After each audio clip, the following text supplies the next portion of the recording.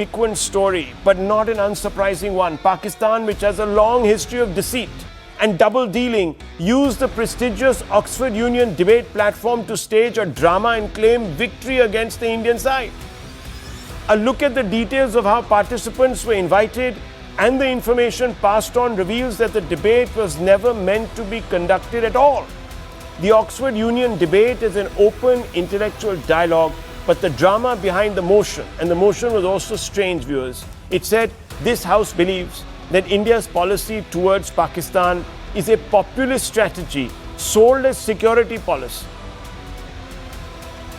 This theme has now been exposed by Indian participants as a stunt orchestrated by Musa Haraj, who is the chief of the Oxford Union. One of the members of the Indian team, senior advocate of the Supreme Court, Deepak, pointed out that 3 hours before the debate dinner, he received a call from the union informing him that the debate had been cancelled because the Pakistani side hadn't arrived in the United Kingdom. Deepak was furious, as were his teammates, Manu Khajuria and Pandit Satish Sharma. After all, a lot of preparation had gone into building a case against the motion. But it turns out that the organizers were lying, that the Pakistan team had in fact arrived and were holed up in a hotel nearby in Oxford or some other place very close by. Former Foreign Minister Hina Rabbani Khar, Mohammad Faisal, the country's envoy to the UK, Zubair Mahmood Hayat, former Army General, all holed up in this hotel, not daring to come out and going to the venue. While the Pak team was lying low and ducking the encounter, the Pakistan High Commissioner in the UK slyly puts out an ex-post claiming that the Indian delegation withdrew at the last moment, lacking confidence, even without an iota of proof. Deepak, in fact, went on air almost immediately contradicting the Pakistani claim, saying that the Indian debating team were in Oxford and that they were ready to debate there and then. Said, let's have it out. Here's what Deepak told me a day or so back. Listen in, viewers, very quickly, and I want to open this up. I landed yesterday in the morning. At around 3:15 or so, I get a call from a member of the union to suddenly tell me that the Pakistanis have not landed and therefore the debate with them is called off. And that if we were comfortable, we could come to Oxford and have a discussion with the students. I said I didn't travel all the way here to have a discussion with the students. I did this in June earlier this year. So the idea was to debate the Pakistanis. So if they've not come, there's no point in me traveling all the way again from London to Oxford. So I stayed back. Then I shot a stinker of an email to the president of the Oxford Union. His name is Musa Haraj, and turns out that he is the son of the former or perhaps the present Minister of Defense Production in Pakistan, Mohammad Raja, I think Hayat Hiraj, whatever that name is. And turns out that the treasurer of the Oxford Union is also a Pakistani. So I think I think you get the picture. So he calls me and he apologizes and he tells me that around at 10 a.m. in the morning yesterday, he got a call from the Pakistani delegation that they were not in a position to make it. I said, if that were the case, I'm sure you'd have known of this at least the night before. You could have told me before I boarded the flight to London. He said, I'm sorry, even I was not aware. Within minutes of the conversation, which happened at about 4:55 p.m. in the evening, the Pakistan High Commission starts putting out tweets basically saying that the Pakistani team has won because of a walkover, because nobody turned up for India, and apparently we with. Well, there you are, viewers. There you are. Let's get the whole story in its fullest detail from the Indian contestants and decode how Pakistan faked a debate win that never was. Let's open this up to Manu Khajuria. We've heard from, of course, Deepak. Manu Khajuria, author and activist, are here with us. Pandit Satish Sharma, another author, renowned author, and someone who is a theologian, is here with us. Rashmi Samant, an activist, has always been part of the Oxford and of course, experienced something that only she did, and she has shared it very widely with us, and it was a terrible, terrible travesty visited upon her. There's intrinsic bias there. But let me first come out to you, Pandit Satish Sharma ji. What exactly has transpired here? What really is the nub of this issue? Namaste ji, Jai Shri Ram. Wonderful opportunity to just clarify some of the confusion that has been created around this issue. It's actually relatively straightforward. We have a group of students who wanted to host a debate which they thought would bring a lot of attention to their, I would say, to their term in office, and really started to reach out to people who are prominent and probably beyond the capacity of the board to control. The shambolic way, right from July when all of this started, right the way through, step by step, is indicative that there are serious problems with the people who are trying to organize these events. But we put that to one side. This is a student organization, and you can't expect high standards. You have to be accommodating. So when Deepak ji gave me a call and said, Panditji, would you like to step into this space? I looked at the motion and I thought, this is a fantastic motion. This is, although it's biased, it tries to create a straw man even out of the starting blocks. It's a great motion because it will give us an opportunity to really tear down the arguments that are being put forward and to demolish any possible defense that the opposition would put into place. I have a suspicion that what actually happened at some point in time was that the opposition realized how vulnerable they were going to be. I think they came to understand that when people of Deepak ji's caliber, Manuji's caliber, are going to be challenging them on this basis, they were going to be humiliated and embarrassed on an international stage. Now, that would be okay because these things happen normally in student debates. It's not a big thing. This is a bunch of students in cosplay attitude trying to explore some of these issues. And it should have just come and gone if everybody had acted in good faith, and it would have been an opportunity to celebrate with each other, to enjoy the fact that we've had this engagement.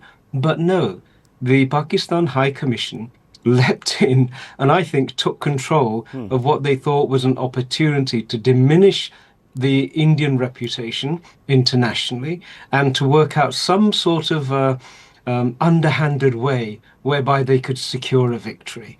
I think that's the logical conclusion that we've all come to.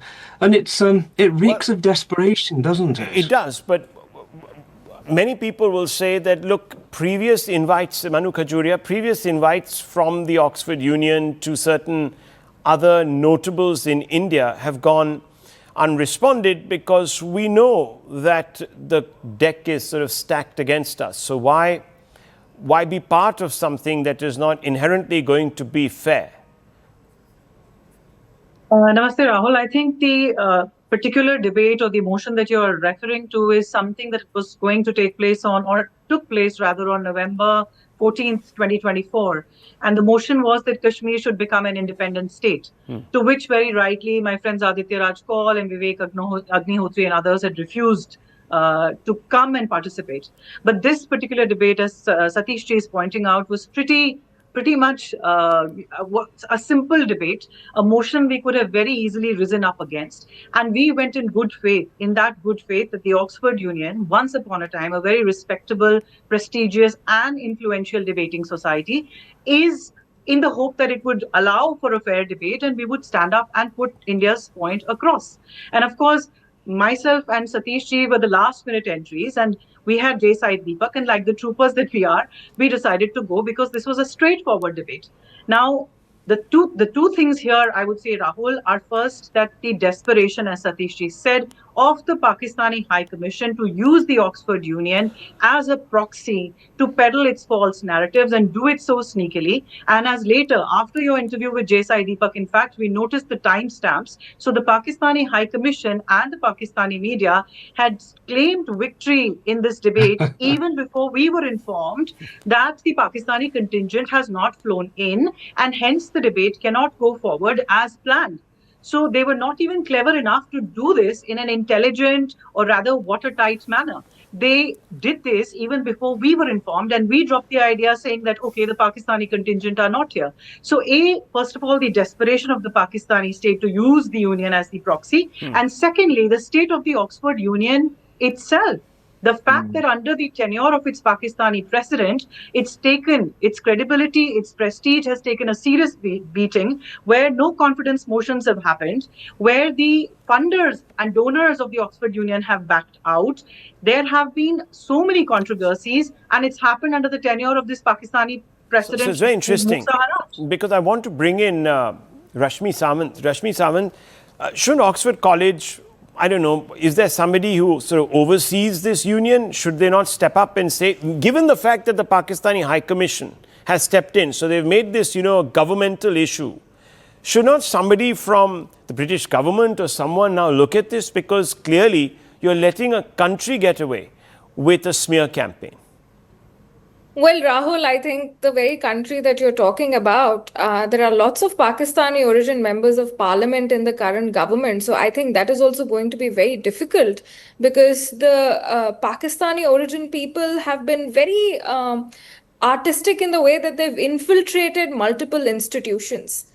I want to add, as a lifetime member of the Oxford Union, I'm privy to past controversies, and the past controversies have occurred under the tenure of Pakistani origin presidents, going on to show how the Pakistani High Commission has repeatedly tried to use the Oxford Union to carry out its agenda in the UK and in the Western world as a form of building narrative. In June 2022, Ahmad Nawaz, another Pakistani origin student at the Oxford University, was elected president. And he was the second person of Pakistani origin to be ever elected president after Benazir Bhutto. And months after, days, in fact, after he was elected, controversy erupted and actually he was removed. Nawaz was forced out by the membership, not just for technical violation, but for consistent abuse of process, absenteeism, and attempts to subvert democratic norms. This is written down and, it's been covered properly by student newspapers. So are you saying there's a correlation between when a Pakistani takes over the Oxford Union and falling standards or allowances such as this? Absolutely, Rahul. Okay. And there is a direct correlation between the Pakistani regime and the Oxford Union, because when Ahmed Nawaz was elected president, Imran Khan tweeted in support saying this was a big moment for Pakistan and so on and so forth, showing how intricately these two things are connected. Okay, so anytime an Indian origin is elected anywhere, you don't see the Indian regime trying to